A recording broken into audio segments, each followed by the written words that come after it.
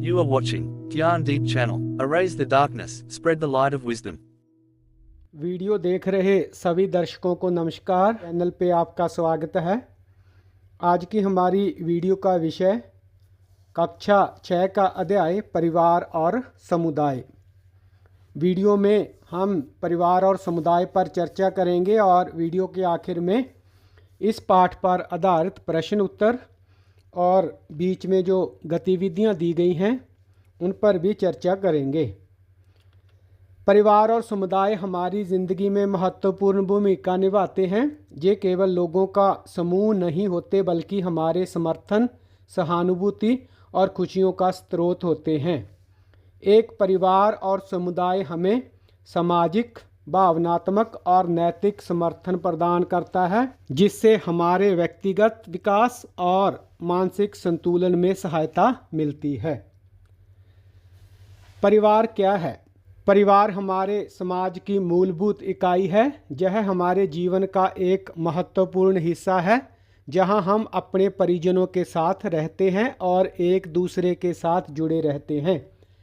परिवार के प्रकार भी विभिन्न हो सकते हैं, जैसे कि संयुक्त परिवार, जहां कई पीढ़ियां एक साथ रहती हैं, या फिर एकल परिवार, जहां केवल माता पिता और उनके बच्चे रहते हैं। परिवार हमें प्यार, समर्थन और सुरक्षा प्रदान करता है और यह हमारे जीवन को समृद्ध बनाने में महत्वपूर्ण भूमिका निभाता है। आपको अपने आसपास किस प्रकार के परिवार दिखाई देते हैं? प्रत्येक प्रकार के परिवारों को उनकी संख्या के साथ सूची बनाइए। तो यह गतिविधि है बच्चों जो आपने करनी है। तो हमारे आसपास कई प्रकार के परिवार दिखाई देते हैं, जिनमें से कुछ प्रकार होते हैं एकल परिवार। इसमें माता पिता और उनके बच्चे शामिल होते हैं। यह परिवार का सबसे आम प्रकार है। दूसरा संयुक्त परिवार। इसमें कई पीढ़ियों के लोग एक साथ रहते हैं, जैसे कि दादा दादी, माता पिता, बच्चे और पोते पोतियाँ। विस्तारित परिवार। इसमें एकल परिवार के अलावा अन्य रिश्तेदार भी शामिल हो सकते हैं, जैसे कि चाचा चाची, मामा मामी और उनके बच्चे। इन प्रकार के परिवारों की संख्या क्षेत्र और संस्कृति के आधार पर भिन्न भिन्न हो सकती है। तो आपने जो परिवारों को संख्या के अनुसार सूची बनानी है, तो अपने आसपास परिवारों को देखना है और उसके अनुसार इस सूची को आपने तैयार करना है। किस प्रकार के परिवारों की संख्या अधिक है और आपके विचार से ऐसा क्यों है? और आपने सूची बनाई है तो उसके आधार पर उत्तर देना है। तो प्यारे बच्चों, भारतीय समाज में पारिवारिक संरचना के आधार पर संयुक्त परिवार और एकल परिवार दोनों ही प्रचलित हैं।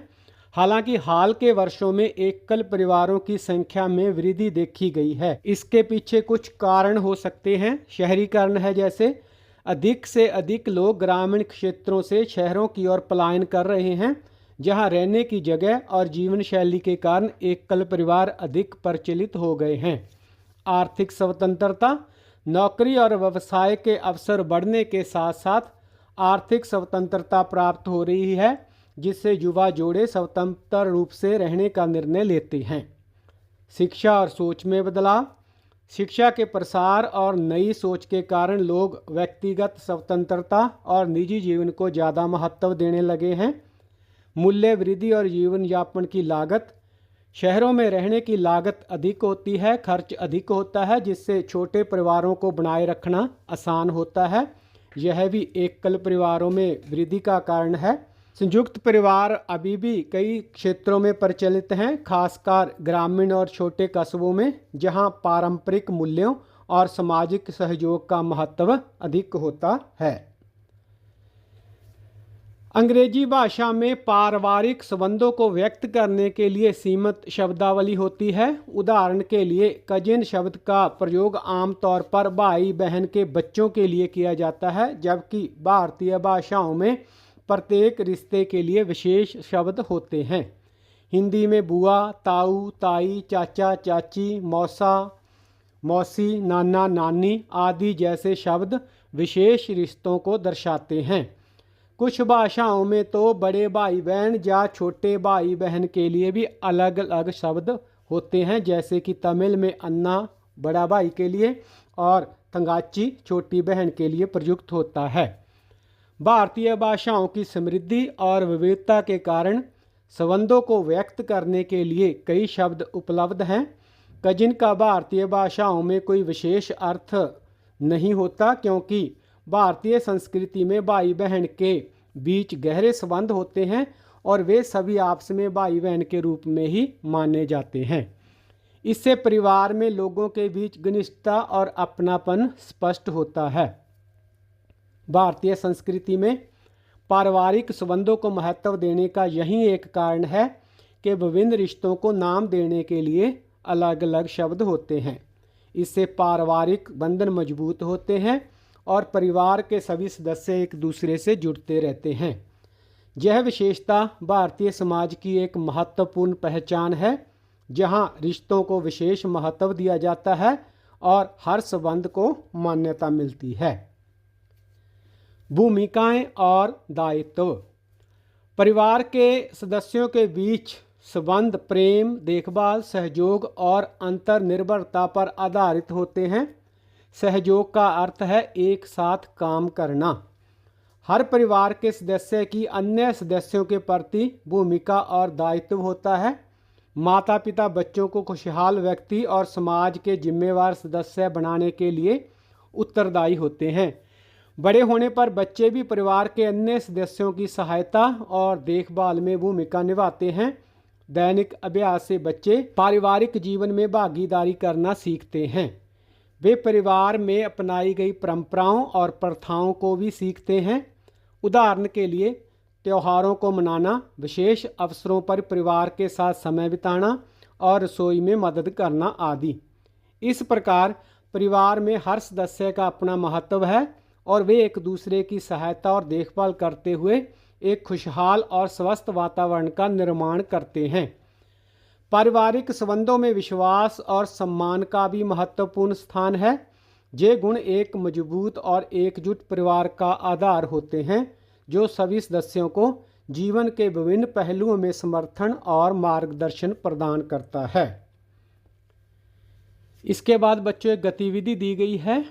कुछ प्रश्न हैं जिनके उत्तर आपने अपने घर के हालातों के आधार पर देने हैं और अपने सहपाठियों के उत्तरों से इसकी तुलना करनी है। ये उत्तर आपको भिन्न भिन्न मिलेंगे। जैसे आपके परिवार में इसका निर्णय कौन लेता है कि बाजार से क्या लाना है, तो मम्मी पापा या फिर दादा दादी भी हो सकते हैं। तो जो परिवार के निर्णय लेता है उसका नाम आपने यहाँ पर लिखना है। आपके घर में भोजन कौन पकाता है? भारतीय रसोई में ज़्यादातर माँ जो है वो खाना पकाती है, लेकिन कई जगह जहाँ आजकल माता पिता दोनों ही सर्विस कर रहे हैं तो वहाँ पर घरेलू सहायिका जो है वो भी मदद करती हैं। या फिर आपके परिवार में कौन खाना बनाता है उसका नाम आपने यहाँ लिखना है। आपके परिवार में सबसे अधिक आयु किसकी है? तो इसमें दादा या दादी शामिल हो सकते हैं और अगर एकल परिवार है तो माता पिता में से उसका नाम लिखना है। आपके घर में फर्श की सफाई कौन करता है? तो ज़्यादातर मम्मी और या फिर घरेलू सहायिका, नौकरानी या फिर कोई और सदस्य घर की सफाई कर रहा है तो उसका नाम यहाँ पर आपने लिखना है। आपके घर में बर्तन कौन साफ़ करता है? तो मम्मी या फिर घरेलू सहायिका या फिर उसके अलावा जो भी सदस्य बर्तन साफ करने का काम करता है उसका नाम आपने लिखना है। आपके गृह कार्य में आपकी सहायता कौन करता है? तो यहाँ पर आपके मम्मी पापा के अलावा दादा दादी या फिर कोई बहन भाई में से आपकी कोई सहायता कर रहा है आपके गृह कार्य में तो उसका नाम आपने यहाँ पर लिखना है। भारतीय संस्कृति में धर्म या कर्तव्यों का पालन करना एक महत्वपूर्ण सिद्धांत है। परिवार इस सिद्धांत को व्यावहारिक रूप से लागू करने का एक महत्वपूर्ण मंच है। परिवार एक विद्यालय की तरह है जहां बच्चे महत्वपूर्ण मूल्यों जैसे अहिंसा, दान, सेवा और त्याग को सीखते हैं।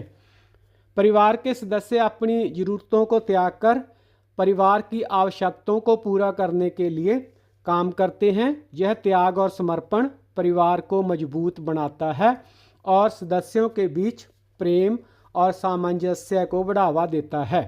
परिवार के माध्यम से बच्चे सामाजिक और नैतिक मूल्यों को सीखते हैं जो उन्हें जीवन भर सही निर्णय लेने में मदद करते हैं। केरल से शालिनी की कहानी है जो आपकी पाठ पुस्तक में दी गई है, उसे यहाँ भी साझा कर रहे हैं। शालिनी एक नगर में अपने परिवार के साथ रहती है। उसके पिता का छोटा सा व्यापार है और उसकी माँ विद्यालय में अध्यापिका है। उसका एक छोटा भाई है। शालिनी के परिवार में उसकी दादी, चाचा चाची और चचेरी बहन भी साथ रहते हैं। शालिनी के चाचा की नौकरी छूट गई है, इसलिए वे आर्थिक कठिनाइयों का सामना कर रहे हैं। ओणम के त्यौहार के समय शालिनी के माता पिता ने पूरे परिवार के लिए कपड़े खरीदे। शालिनी को रेशमी कपड़े न मिलकर सादे सूती कपड़े ही मिले। उसकी दादी ने उसे समझाया कि परिवार में सब एक दूसरे की सहायता करते हैं और एक दूसरे के साथ खुशियों को बांटते हैं। अब शालिनी को सादे कपड़ों का बुरा नहीं लगा और उसे खुशी थी कि सभी को नए कपड़े मिले। तो प्यारे बच्चों, इस कहानी के आधार पर गतिविधि है कि आपके विचार से शालिनी के माता पिता सभी के लिए कपड़े क्यों लाए। तो इसका उत्तर है शालिनी के माता पिता सभी के लिए कपड़े लाए क्योंकि वे अपने परिवार के बाकी सदस्यों की आर्थिक कठिनाइयों को समझते हैं और उन्हें इस खुशी के मौके पर खुश देखना चाहते थे।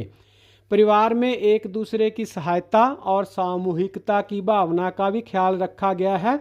उन्होंने इस बात का ध्यान रखा कि त्यौहार का आनंद सभी के लिए हो और किसी को भी निराशा ना हो। शालिनी की दादी ने भी इस विचार को समझाया कि परिवार में सब एक दूसरे की मदद करते हैं और अपने पास जो कुछ भी है उसे बांटते हैं। यही पारिवारिक प्रेम और सहयोग का आदर्श है। यदि आप शालिनी की जगह होते तो आप क्या करते? तो बच्चों, आपने यहाँ पर अपना व्यू देना है। एक संभावित उत्तर यह हो सकता है कि अगर मैं शालिनी की जगह होता तो शायद शुरुआत में मुझे भी उम्मीद के मुताबिक कपड़े न मिलने पर थोड़ी निराशा होती, लेकिन जब मुझे समझाया जाता कि परिवार के सभी सदस्यों की खुशी और संतोष महत्वपूर्ण है और हमें एक दूसरे की मदद करनी चाहिए, तो मुझे भी खुशी होती कि मैंने अपने परिवार के लिए कुछ किया है। परिवार के हर सदस्य की खुशी और सहयोग से बढ़कर कुछ नहीं होता।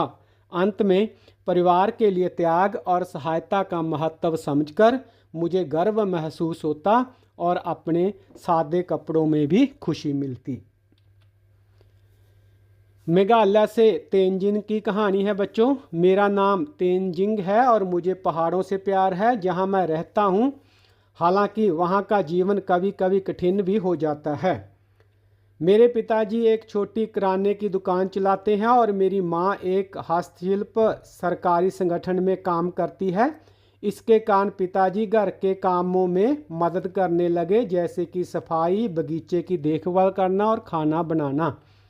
मेरी दादी मुझे रोचक कहानियाँ सुनाती है और दादा पढ़ाई में मेरी मदद करते हैं और मुझे स्कूल बस स्टॉप पर ले जाते हैं। वे सामाजिक कार्यों में भी सक्रिय हैं और लोगों की मदद भी करते हैं। हमारे माता पिता हमारी मूलभूत आवश्यकताओं का ख्याल रखते हैं। विशेष खर्चों पर वे आपस में चर्चा करते हैं और माँ कहती हैं कि हमें भविष्य के लिए कुछ पैसे बचाने चाहिए। तो इस कहानी के आधार पर गतिविधि, तेंजिंग के पिता विशेष खर्चों के बारे में अपनी पत्नी से सलाह क्यों लेते हैं? तो इसका उत्तर है बच्चों, तेंजिंग के पिता विशेष खर्चों के बारे में अपनी पत्नी से सलाह इसलिए लेते हैं क्योंकि वे मिलकर महत्वपूर्ण वित्तीय निर्णय लेना चाहते हैं। इससे यह सुनिश्चित होता है कि परिवार के आर्थिक मामले दोनों की समझ और सहमति से संचालित हों। वे एक दूसरे की राय का सम्मान करते हैं और भविष्य की योजनाओं को ध्यान में रखते हुए फैसले लेते हैं।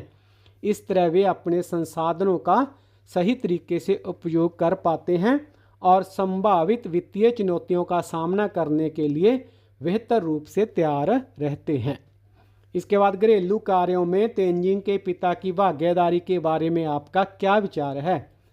तो इसका उत्तर है बच्चों, तेंजिंग के पिता की घरेलू कार्यों में भागीदारी के बारे में विचार है कि यह एक अच्छी बात है कि वह घरेलू कार्यों में भाग ले रहे हैं। इससे परिवार में सहयोग और सामंजस्य की भावना बढ़ती है और यह बच्चों को भी सिखाता है कि घरेलू कार्यों में सभी की भागीदारी आवश्यक है। इसके अलावा जब पिता घरेलू कार्यों में भाग लेते हैं तो यह माता के लिए भी एक बड़ी मदद होती है और उन्हें अपने अन्य कार्यों पर ध्यान केंद्रित करने में मदद मिलती है। यह परिवार के सभी सदस्यों के बीच के बंधन को और मजबूत बनाने में मदद करता है। तेंजिंग के दादा दादी कौन सी भूमिकाएं निभाते हैं? तो इसका उत्तर है तेंजिंग के दादा दादी परिवार में बहुत महत्वपूर्ण भूमिकाएं निभाते हैं। दादी हैं जो वे तेंजिंग को रोचक कहानियां सुनाती हैं जिसमें हंसी मजाक और समझदारी की बातें होती हैं।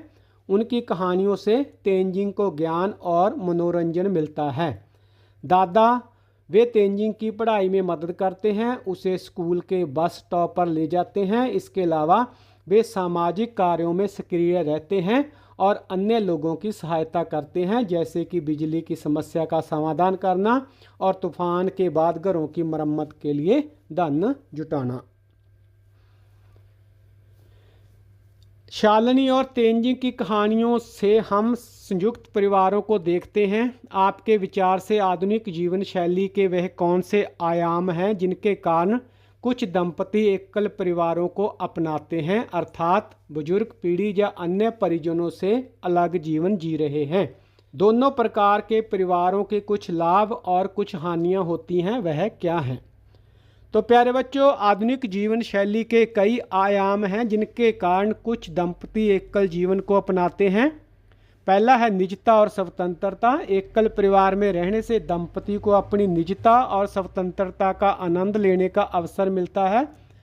इसके अलावा एकल परिवार में रहने से दंपति को अपने आर्थिक निर्णय लेने में ज़्यादा स्वतंत्रता मिलती है। शहरीकरण और पेशेवर आवश्यकताएं। शहरों में रहने और पेशेवर आवश्यकताओं के कारण दंपति को एकल परिवार में रहना पड़ता है। दोनों प्रकार के परिवारों के लाभ और हानियां इस प्रकार हैं। जो संयुक्त परिवार, उसके लाभ: परिवार के सदस्यों के बीच गहरे संबंध, बच्चों को पारिवारिक मूल्यों और परंपराओं का ज्ञान, आर्थिक और भावनात्मक समर्थन। हानियां: निजता और स्वतंत्रता की कमी होती है, आर्थिक बोझ कई सदस्यों पर अधिक होता है, बड़े परिवारों में मतभेद होते हैं और संघर्ष भी ज़्यादा रहता है। एकल परिवार के लाभ: निजता और स्वतंत्रता का आनंद ले पाते हैं दंपति, आर्थिक स्वतंत्रता मिलती है, व्यक्तिगत स्वतंत्रता और आत्मनिर्भरता बढ़ती है। हानियां: परिवार के सदस्यों के बीच में दूरी, आर्थिक और भावनात्मक समर्थन की कमी, बच्चों को पारिवारिक मूल्यों और परंपराओं का ज्ञान इस परिवार में कम होता है। परिवार के बाद समुदाय की परिभाषा। परिवार केवल अपने सदस्यों तक सीमित नहीं रहते बल्कि अन्य परिवारों और आसपास के लोगों से भी जुड़े होते हैं। इस तरह के जुड़े हुए लोगों के समूह को समुदाय कहा जाता है। समुदाय के सदस्य विभिन्न कारणों से एक साथ आते हैं, जैसे कि त्यौहार, मेले, विवाह और अन्य अवसरों पर। कुछ गांवों में लोग कृषि कार्यों जैसे फसल कटाई और बुआई के लिए भी एक दूसरे की सहायता करते हैं। समय के साथ समुदाय प्राकृतिक संसाधनों जैसे कि पानी, चरागाह और वन उत्पादों के साझा उपयोग पर भी सहमत हो गए हैं। यह आदिवासी और ग्राम समुदायों में देखा गया है। आज भी ग्रामीण भारत के कुछ ग्राम समुदायों में यह प्रथा देखी जाती है। इन अभ्यासों को हम अलिखित नियम कह सकते हैं, जो समुदायों को संसाधनों तक सुरक्षित पहुंच प्रदान करते हैं। इसका अर्थ है समुदाय के अंदर प्रत्येक परिवार और व्यक्ति के विशिष्ट कर्तव्य होते हैं। यदि ये कर्तव्य निभाए न जाएं तो समुदाय सुचारू रूप से कार्य नहीं कर पाएगा। परिवारों और व्यक्तियों के ये कर्तव्य सुनिश्चित करते हैं कि सभी सदस्य सामूहिक रूप से सहयोग करें ताकि संसाधनों का सही उपयोग हो सके। इस तरह समुदाय अपने सदस्य के लिए सहयोग और सुरक्षा प्रदान करता है। आपके ध्यान में रखने के लिए कुछ फैक्ट्स हैं बच्चों। पिछले कुछ वर्षों के दौरान मध्य प्रदेश के झाबुआ कस्बे के आसपास के क्षेत्र विकट जल संकट का सामना कर रहे हैं। संकट के समय किसी व्यक्ति या परिवार को समर्थन देने के लिए साथ मिलकर काम करने की प्रथा हलमा का पालन करते हुए भील समुदाय ने सैकड़ों गांव में हजारों पेड़ लगाने का निर्णय लिया। भीलों ने बारिश के पानी को संरक्षित करने के लिए अनेक तालाब भी खोदे और वर्षा जल संचय की अनेक संरचनाएं बनाई। उन्हें इस काम के लिए कोई पारिश्रमिक नहीं मिला, बल्कि समुदाय और पर्यावरण के प्रति अपने कर्तव्य के रूप में उन्होंने यह कार्य किया। इस हलमा परंपरा का उद्देश्य धरती माँ की सेवा करना है। 2019 में शिव गंगा आंदोलन के महेश शर्मा को भील समुदाय के लिए किए गए परिवर्तनकारी कार्य हेतु पद्मश्री सम्मान से सम्मानित किया गया। चेन्नई में 2015 के दौरान आई बाढ़ के समय सड़कें मानो नदियां बन गई और लोग आने जाने में असमर्थ हो गए। लगभग सभी दुकानें बंद हो गई और सेवाएं बाधित हुई। अनेक निजी समूहों, विशेष रूप से आध्यात्मिक और धार्मिक संगठनों ने बड़ी मात्रा में भोजन तैयार किया और अभावग्रस्त लोगों के बीच में बांटा। सामुदायिक भावना पर एक कहानी है बच्चों। कमल ने अहमदाबाद में एक छोटी सी ऑटो फैब्रिकेशन वर्कशॉप की स्थापना की। उन्होंने देखा कि सड़क पर वंचित बच्चों का एक समूह है। इनमें से कुछ बच्चे पढ़ाई छोड़ चुके हैं और कुछ ने कभी स्कूल नहीं देखा था। कमल ने अपने काम के बाद उन्हें हर दिन शाम 5:30 से लेकर रात के 9:30 बजे तक पढ़ाना शुरू किया और मुफ्त भोजन भी कराया। जल्द ही उनकी कक्षा में 150 बच्चे नियमित रूप से आने लगे और पढ़ाई में रुचि दिखाने लगे। स्थानीय विद्यालय के कुछ अध्यापक भी इसमें शामिल हो गए और बच्चों को पढ़ाने लगे। एक अध्यापक ने बताया कि बच्चों के पास बैठने के लिए बेंच नहीं थी और शोरगुल के बावजूद वे ध्यान लगाकर पढ़ते थे। नियमित स्कूल जाने वाले कुछ बड़े बच्चों ने भी कमल की कक्षाओं में अपनी मर्जी से पढ़ाना शुरू किया और उन्होंने कहा कि वे भी इन बच्चों से बहुत कुछ सीखते हैं। इस कहानी पर आधारित गतिविधि। अपनी कक्षा में इस कहानी पर चर्चा करें। यह कहानी समुदाय के प्रति किस तरह की मनोवृत्ति को दर्शाती है? तो यह कहानी समुदाय के प्रति एक सहयोगात्मक और संवेदनशील मनोवृत्ति को दर्शाती है। कमल परिवार ने बिना किसी व्यक्तिगत लाभ की अपेक्षा के वंचित बच्चों को शिक्षा देने का काम शुरू किया। यह दिखाता है कि सही इरादे और प्रयास से एक व्यक्ति भी समाज में बड़ा बदलाव ला सकता है। इसके साथ ही स्थानीय विद्यालय के अध्यापकों और नियमित स्कूल जाने वाले बच्चों ने भी इन कक्षाओं में स्वेच्छा से पढ़ाने का निर्णय लिया। इससे स्पष्ट होता है कि जब लोग मिलकर काम करते हैं तो वे न केवल दूसरों की मदद करते हैं बल्कि खुद भी बहुत कुछ सीखते हैं और भावनात्मक रूप से समृद्ध होते हैं। कहानी हमें यह संदेश देती है कि समुदाय का हित सभी सदस्यों के सहयोग और एकजुटता पर आधारित होता है। यह लोगों को एक दूसरे की मदद करने, संसाधनों को साझा करने और दूसरों के जीवन में सकारात्मक परिवर्तन लाने के लिए प्रेरित करता है। इसके बाद बच्चों आपने जिस प्रश्न पर चर्चा करनी है वह है कमल परिवार के प्रयास में कौन कौन से मूल्य प्रदर्शित होते हैं। तो बच्चों कई मूल्य प्रदर्शित होते हैं जैसे कि निस्वार्थता, बिना किसी व्यक्तिगत लाभ की अपेक्षा के बच्चों को शिक्षा प्रदान करना, समर्पण, नियमित रूप से अपने कार्य के बाद बच्चों को पढ़ाना और उनकी ज़रूरतों का ख्याल रखना, समाज सेवा, समुदाय के वंचित बच्चों के जीवन में सुधार लाने का प्रयास करना, सहानुभूति, बच्चों की स्थिति को समझते हुए उनके भविष्य को उज्जवल बनाने के लिए काम करना, सहयोग, अन्य अध्यापकों और बड़े बच्चों को भी इस कार्य में शामिल करना, प्रेरणा, बच्चों में शिक्षा के प्रति रुचि जगाना और उन्हें प्रोत्साहित करना। कमल परिवार के प्रयासों ने इन मूल्यों को उजागर करते हुए समुदाय में एक सकारात्मक बदलाव लाने का उदाहरण प्रस्तुत किया है। उन वंचित बच्चों के बारे में सोचिए। क्या आप ऐसा मानते हैं कि समाज ने उनके प्रति अन्यायपूर्ण व्यवहार किया है? तो इसका उत्तर है बच्चों, वंचित बच्चों के बारे में सोचते हुए यह कहना उचित होगा कि समाज ने उनके प्रति अन्यायपूर्ण व्यवहार किया है। उनकी शिक्षा, स्वास्थ्य और बुनियादी ज़रूरतों की उपेक्षा करके समाज ने उन्हें उन अवसरों से वंचित कर दिया है जिनका लाभ अधिकतर बच्चे उठाते हैं। कई बार सामाजिक और आर्थिक असमानता के कारण ये बच्चे उचित शिक्षा और विकास के अवसरों से वंचित रह जाते हैं। कमल परिमार जैसे लोगों के प्रयास इस अन्याय के खिलाफ एक महत्वपूर्ण कदम है, जो इन बच्चों को बेहतर भविष्य की ओर ले जाने का प्रयास करते हैं। समाज के सभी सदस्यों का कर्तव्य है कि वे इन बच्चों को समान अवसर प्रदान करने में सहयोग दें और उन्हें एक बेहतर जीवन जीने का मौका दें। समाज को सभी बच्चों की शिक्षा तक पहुंच सुनिश्चित करने के लिए क्या करना चाहिए? तो प्यारे बच्चों, सभी बच्चों की शिक्षा तक पहुंच सुनिश्चित करने के लिए समाज को कई तरह के कदम उठाने की ज़रूरत है। पहला, जैसे निःशुल्क और अनिवार्य शिक्षा। सभी बच्चों के लिए निःशुल्क और अनिवार्य शिक्षा सुनिश्चित करना ताकि कोई भी बच्चा शिक्षा से वंचित न रहे। शिक्षा का प्रसार और प्रचार। शिक्षा के महत्व को जागरूकता अभियानों और सामुदायिक कार्यक्रमों के माध्यम से लोगों तक पहुंचाना। सुविधाओं का विकास। ग्रामीण और दूर दराज के क्षेत्रों में स्कूलों की स्थापना।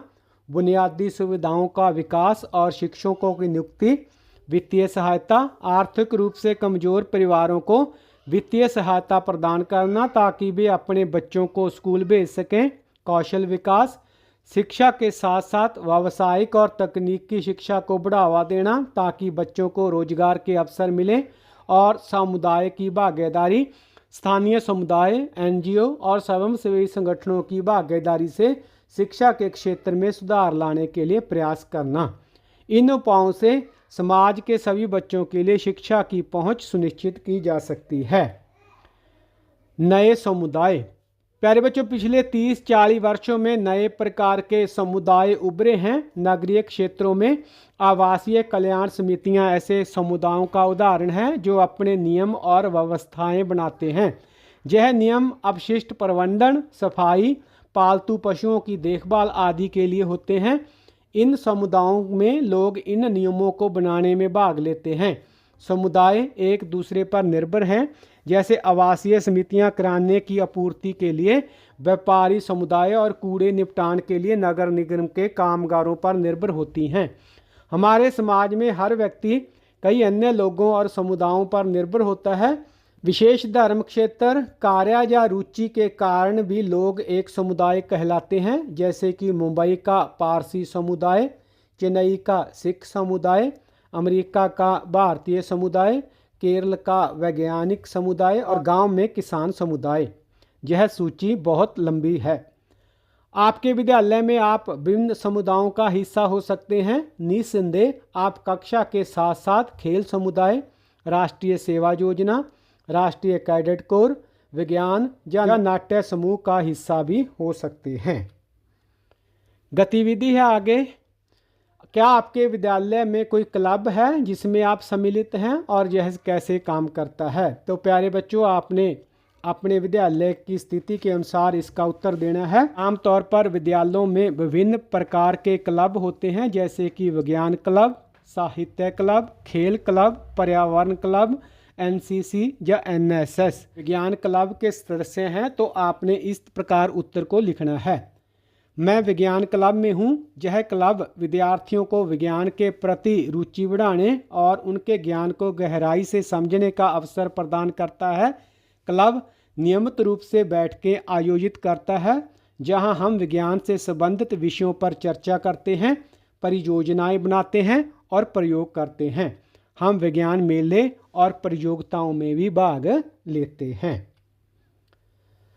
इस पाठ का सार अंश है बच्चों, परिवार मानव जीवन का आधार है। आदर्श रूप में परिवार के सदस्य अपने अनेक कर्तव्यों और कार्यों में एक दूसरे को सहयोग प्रदान करते हैं। समुदाय अपेक्षाकृत बड़ी इकाई है। इसका अर्थ यह भी है कि लोग एक दूसरे को सहयोग प्रदान करने के लिए अपना सर्वोत्तम प्रयास करते हैं। समुदाय को अनेक प्रकार से परिभाषित किया जा सकता है और समुदाय अनेक प्रकार के होते हैं। अंततः समुदाय एक दूसरे पर निर्भर होते हैं। तो परिवार के बारे में आपने जाना और समुदाय की परिभाषा देखी। अब प्रस्तुत है इस पाठ पर आधारित प्रश्न और उनके उत्तर। प्रश्न है बच्चों, आप अपने परिवार और पास पड़ोस के किन नियमों का पालन करते हैं? हम अपने परिवार और आस पड़ोस में कई नियमों का पालन करते हैं जो कि सामंजस्य बिठाने और सुख शांति बनाए रखने में महत्वपूर्ण होते हैं। पहला है सम्मान, सभी सदस्यों का सम्मान करना और उनकी भावनाओं का ख्याल रखना। दूसरा है सहायता, एक दूसरे की सहायता करना, खासकर बुजुर्गों और बच्चों की। तीसरा है साफ सफाई, घर और अपने आसपास की सफाई को बनाए रखना। समय पर भोजन, सभी सदस्य समय पर भोजन करें और स्वस्थ रहने की आदतों को अपनाएं। आवाज़ कम रखना, देर रात या सुबह जल्दी शोर ना करना ताकि दूसरों को कोई परेशानी ना हो। साझा संसाधनों का सही उपयोग जिसमें पानी, बिजली आदि है। समय पर बिल और करों का भुगतान करना ताकि सभी सेवाएं सही तरीके से हमें उपलब्ध हो सकें। ये नियम परिवार और समुदाय में शांति, सौहार्द और सामंजस्य बनाए रखने के लिए बहुत महत्वपूर्ण होते हैं। इसके बाद प्रश्न बच्चों, क्या आपको लगता है कि परिवार या समुदाय में कुछ लोगों के प्रति कुछ नियम अनुचित होते हैं? क्यों?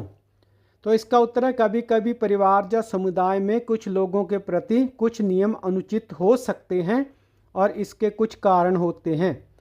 पहला है असमानता, कभी कभी नियमों का पालन सभी पर समान रूप से लागू नहीं होता जिससे असमानता और अन्याय महसूस होता है।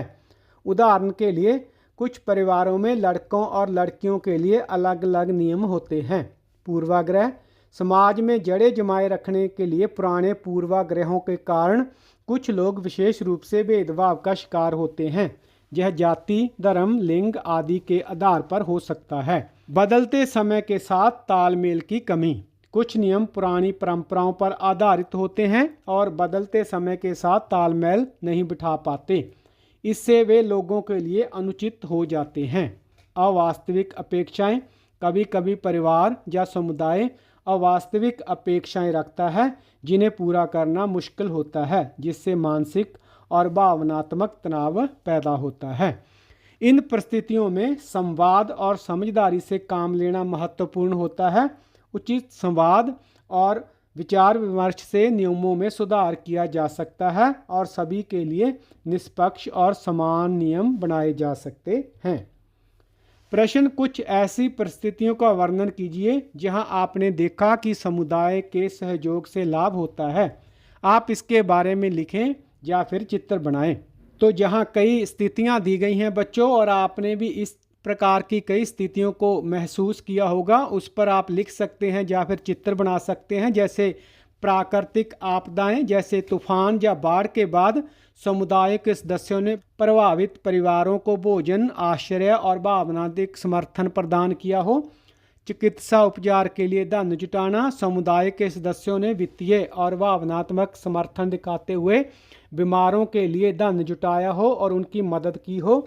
सफाई की पहल, कई सामुदायिक स्वयंसेवकों ने पर्यावरण जिम्मेवारी को बढ़ावा देते हुए स्थानीय पार्कों, गलियों और जल मार्गों की सफाई की हो। इस प्रकार के उदाहरण भी बहुत मिल जाते हैं। विकलांगता सहायता, समुदाय के सदस्यों ने दिव्यांग बच्चों या दिव्यांग लोगों के लिए संसाधन और समावेशिता उपलब्ध करवाई हो। इसके अलावा खाद्य बैंक, समुदाय द्वारा संचालित खाद्य बैंक में यह सुनिश्चित किया कोई भी भूखा ना रहे, विशेष रूप से आर्थिक मंदी के दौरान। ऐसे आपने गुरुद्वारा साहब में भी देखा होगा कि किस प्रकार कई गुरुद्वारा साहब में 24 घंटे जो है वो लंगर चलता रहता है। यह भी इस बात का एक श्रेष्ठ उदाहरण है। सामुदायिक उत्सव, सांस्कृतिक कार्यक्रम और त्यौहार समुदाय को एक साथ लाते हैं जिससे संबंध और अपनापन बढ़ता है। परिवार क्या है, यह कितने प्रकार का होता है? तो प्यारे बच्चों, परिवार लोगों का एक समूह होता है जो आपस में रिश्तेदारी, प्यार और सहयोग से जुड़ा होता है। यह समाज की सबसे छोटी और महत्वपूर्ण इकाई है। परिवार में माता पिता, भाई बहन, दादा दादी, चाचा चाची जैसे सदस्य हो सकते हैं। परिवार का मुख्य उद्देश्य एक दूसरे का सहयोग करना, सुरक्षा देना और साथ मिलकर जीवन जीना होता है।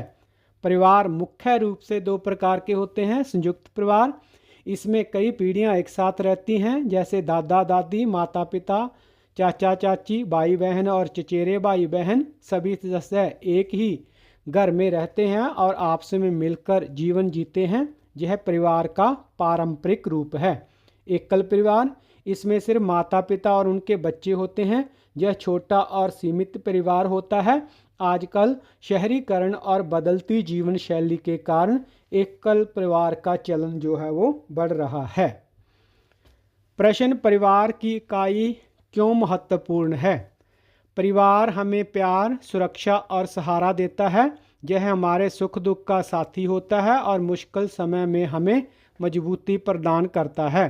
परिवार हमें अच्छे संस्कार, नैतिकता और सामाजिक मूल्य सिखाता है। परिवार बच्चों के शारीरिक, मानसिक और भावनात्मक विकास के लिए ज़रूरी है। यह उन्हें शिक्षा, पोषण और सही दिशा देता है। परिवार के सदस्य एक दूसरे की आर्थिक मदद करते हैं। संयुक्त परिवार में तो यह सहयोग और भी मजबूत होता है, जहां सभी मिलकर खर्चों को साझा करते हैं। परिवार पीढ़ी दर पीढ़ी संस्कृति, परंपराओं और रीति रिवाजों को आगे बढ़ाता है। यह हमारी पहचान और जड़ों से जोड़े रखता है। परिवार बच्चों, बुजुर्गों और बीमारों की देखभाल करता है। यह एक सुरक्षित माहौल प्रदान करता है जहां सदस्य को अपनापन महसूस होता है। परिवार समाज की नींव है। अगर परिवार मजबूत होगा तो समाज भी मजबूत होगा। यह समाज में शांति और सद्भाव बनाए रखने में मदद करता है। इन सभी कारणों से परिवार की इकाई बहुत महत्वपूर्ण है। यह न केवल व्यक्ति के जीवन को बेहतर बनाता है बल्कि पूरे समाज को भी मजबूती प्रदान करता है। प्रश्न, समुदाय क्या है और इसकी क्या भूमिका है? इसका उत्तर है, समुदाय एक समूह होता है जिसमें लोग समान विशेषताओं, रुचियों या उद्देश्यों के आधार पर आपस में जुड़े होते हैं। यह एक भौगोलिक स्थान, सांस्कृतिक पहचान या किसी विशेष हित के आधार पर हो सकता है। समुदाय का महत्व और भूमिका कई प्रकार से होती है, जैसे कि सहयोग और सहायता। समुदाय लोगों को एक दूसरे की मदद करने और साथ मिलकर काम करने का मौका देता है। सामाजिक सुरक्षा, यह सदस्यों को सुरक्षा और समर्थन प्रदान करता है और खासकर मुश्किल समय में उनकी मदद करता है। सांस्कृतिक संरक्षण, समुदाय परंपराओं, रीति रिवाजों और संस्कृति को बनाए रखने में मदद करता है। विकास और प्रगति, यह शिक्षा, स्वास्थ्य और आर्थिक विकास को बढ़ावा देता है। एकता और सद्भाव, समुदाय लोगों को जोड़कर शांति और सद्भाव बनाए रखता है। संक्षेप में कहें तो समुदाय लोगों को एक साथ लाता है और उनके जीवन को बेहतर बनाने में महत्वपूर्ण भूमिका निभाता है। प्रश्न, तेंजिंग का परिवार वित्तीय नियोजन कैसे करता था? तो इसका उत्तर है बच्चों, तेंजिंग का परिवार भविष्य की ज़रूरतों के बारे में मिलकर चर्चा करता था और योजना बनाता था और अप्रत्याशित खर्चों के लिए बचत करने के महत्व पर जोर देता था। प्रश्न, संकट के समय भील समुदाय की पारंपरिक प्रतिक्रिया क्या है?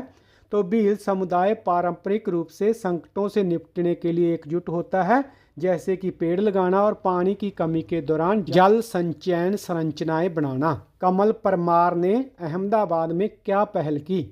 तो इसका उत्तर है, कमल परमार ने काम के घंटों के बाद वंचित बच्चों को पढ़ाना शुरू किया और उन्हें मुफ्त शिक्षा और भोजन उपलब्ध कराया।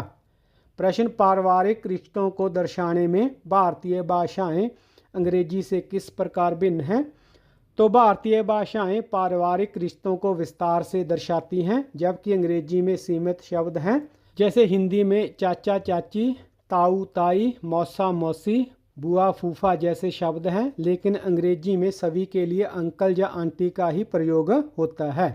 भारतीय भाषाएं हर रिश्ते को अलग महत्व देती हैं, जो संबंधों की गहराई दिखाती है। प्रश्न, मध्य प्रदेश में भील समुदाय ने पानी की कमी पर कैसे प्रतिक्रिया दी? तो मध्य प्रदेश में भील समुदाय ने पेड़ लगाकर, खाइयाँ खोदकर और जल संचयन संरचनाएं बनाकर पानी की कमी से निपटने की कोशिश की। इस सामूहिक प्रयास को हलमा नाम से जाना जाता है, जिसका उद्देश्य भुगतान की उम्मीद किए बिना वर्षा जल का संरक्षण और पर्यावरण का समर्थन करना है। प्रश्न, शालिनी के परिवार ने अपने चाचा की आर्थिक कठिनाइयों के बारे में क्या सोचा? तो इसका उत्तर है, शालिनी के परिवार ने न केवल अपने लिए बल्कि चाचा के परिवार के लिए भी नए कपड़े खरीदे, जबकि शालिनी को एक साधारण पोशाक से संतोष करना पड़ा। इसके बाद प्रश्न है, समुदाय और परिवार के बीच में क्या संबंध है? तो परिवार और समुदाय दोनों ही व्यक्ति के जीवन में महत्वपूर्ण भूमिका निभाते हैं। परिवार व्यक्ति की मूलभूत इकाई होती है, जबकि समुदाय व्यापक सामाजिक समर्थन प्रदान करता है। इसके बाद प्रश्न, परिवार कैसे बच्चों के विकास में मदद करता है? तो परिवार बच्चों को पोषण, शिक्षा, संस्कार और सुरक्षा प्रदान करके उनके शारीरिक, मानसिक और भावनात्मक विकास में मदद करता है। प्रश्न, समुदाय कैसे सांस्कृतिक विरासत को बचाता है? तो इसका उत्तर है, तो समुदाय के सदस्य कठिनाइयों का सामना करने में एक दूसरे की मदद करते हैं, संसाधनों का साझा उपयोग करते हैं और सामाजिक गतिविधियों में भाग लेते हैं। तो यह थी वीडियो परिवार और समुदाय विषय पर आधारित। उम्मीद है वीडियो आपको अच्छी लगी होगी। वीडियो को देखने के लिए आपका धन्यवाद। वीडियो को लाइक और शेयर करना ना भूलें। चैनल को सब्सक्राइब कर लें ताकि जो आने वाले वीडियो हैं उनके नोटिफिकेशन समय समय पर आपको मिलते रहें।